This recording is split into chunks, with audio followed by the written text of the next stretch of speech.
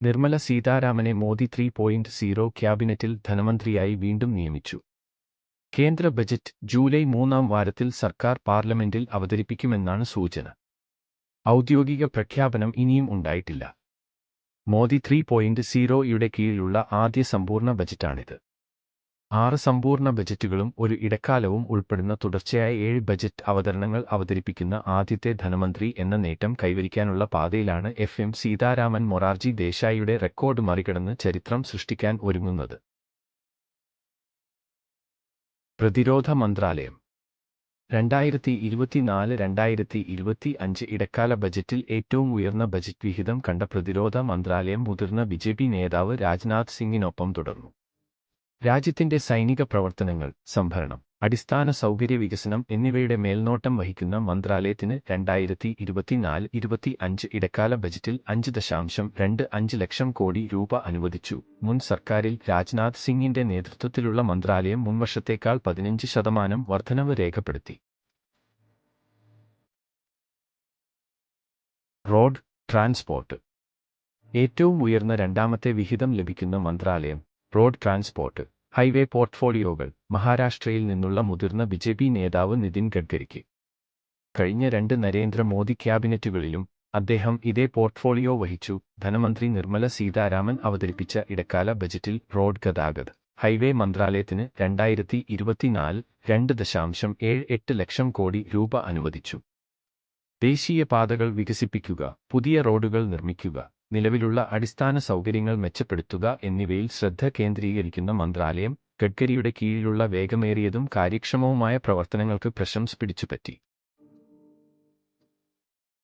Railway കഴിഞ്ഞ ഇടക്കാല ബജറ്റിൽ 2.55 ലക്ഷം കോടി അനുവദിച്ച റെയിൽവേ മന്ത്രാലയം 3-ാം സ്ഥാനത്ത് ബിജെപിയുടെ അശ്വിനി വൈഷ്ണവ് പോർട്ട്ഫോളിയോ നിലനിർത്തി.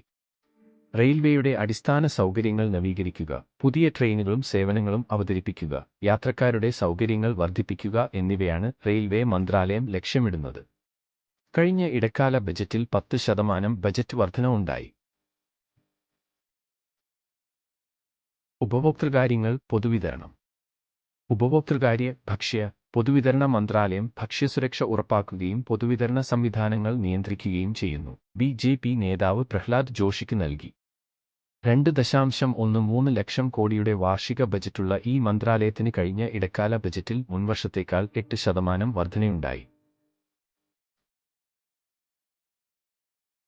ആഭ്യന്തര കാര്യങ്ങൾ 2019 മുതൽ ആ സ്ഥാനം വഹിക്കുന്ന അമിത് ഷായ്ക്ക് പ്രധാനമന്ത്രിക്ക് ശേഷം ഏറ്റവും പ്രധാനപ്പെട്ട കാബിനറ്റ് ബെർത്ത് ആയ ആഭ്യന്തര മന്ത്രാലയം അനുവദിച്ചു. ആഭ്യന്തര സുരക്ഷ, ക്രമസമാധാനം, അതിർത്തി നിയന്ത്രണം എന്നിവയുടെ മേൽനോട്ടം വഹിക്കാൻ ചുമതലപ്പെടുത്തിയ മന്ത്രാലയത്തിന് കഴിഞ്ഞ ഇടക്കാല ബജറ്റിൽ 2.03 ലക്ഷം കോടി രൂപ അനുവദിച്ചു. കഴിഞ്ഞ വർഷത്തെ അപേക്ഷിച്ച് 9% വർധന. 2024 ബജറ്റിൽ സർക്കാർ പഴയ നികുതി വ്യവസ്ഥ ഒഴിവാക്കുമോ? പുതിയ നികുതി വ്യവസ്ഥ സ്ഥിരസ്ഥിതി ഓപ്ഷനായി മാറിയത് മുതൽ സർക്കാർ ഉടൻ തന്നെ പഴയ ഭരണം ഒഴിവാക്കുമെന്ന് ഊഹാപോഹങ്ങൾ ഉണ്ടായിരുന്നു.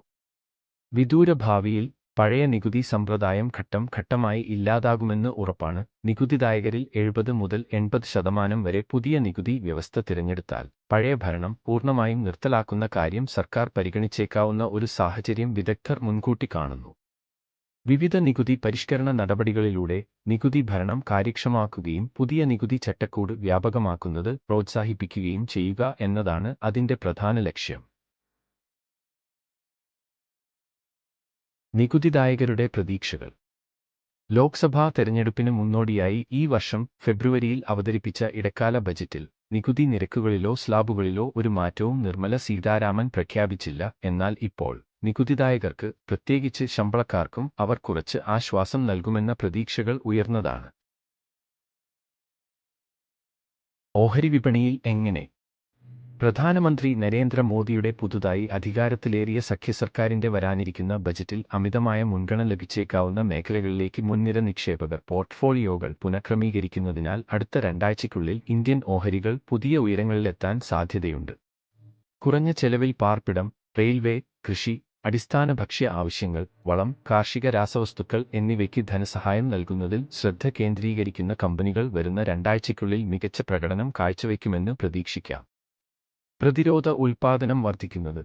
റെയിൽവേക്കും ബാങ്കിംഗ് മേഖലയ്ക്കും പുതിയ ഊന്നൽ നൽകാനും സർക്കാർ വൃത്തങ്ങളിൽ ചർച്ചയായി.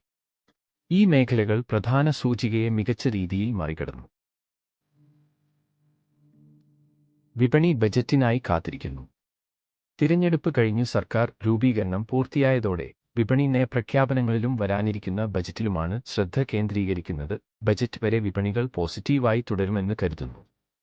നിഫ്റ്റി 50 23,500ലേക്ക് നീങ്ങുന്നു. അതിനാൽ കൊതിപ്പിക്കുന്ന 24,000 മാർക്ക് വളരെ അകലെയല്ല. ഇൻഫ്രാസ്ട്രക്ചർ, ഉൽപ്പാദനം, വളർച്ചയെ ഉത്തേജിപ്പിക്കുന്ന പദ്ധതികൾ എന്നിവ വർദ്ധിപ്പിക്കുന്നതിനുള്ള നടപടികൾ സർക്കാർ പ്രഖ്യാപിക്കുമെന്ന പ്രതീക്ഷകൾ ശക്തമായിരിക്കുന്നതിനാൽ ബജറ്റിന് മുമ്പ് സൂചിക ഈ നിലയിലെത്താനുള്ള സാധ്യത കൂടുതലാണ്. കൺക്ലൂഷൻ. പുതിയ സർക്കാർ രൂപീകരണത്തിന് ശേഷം 2024-25 കേന്ദ്ര ബജറ്റിലേക്ക് ശ്രദ്ധ കേന്ദ്രീകരിച്ചിരിക്കുന്നു. വരുന്ന ബജറ്റിൽ മോദി സർക്കാർ നികുതിയിളവ് നൽകുമെന്ന പ്രതീക്ഷയിലാണ് നികുതിദായകർ. സെക്ഷൻ 80C, 80D എന്നിവയ്ക്ക് കീഴിലുള്ള കിഴിവ് പരിധികളിൽ സീതാരാമൻ ചില പരിഷ്കാരങ്ങളെങ്കിലും നടത്തുമെന്ന് പ്രതീക്ഷിക്കുന്നു. Thank you.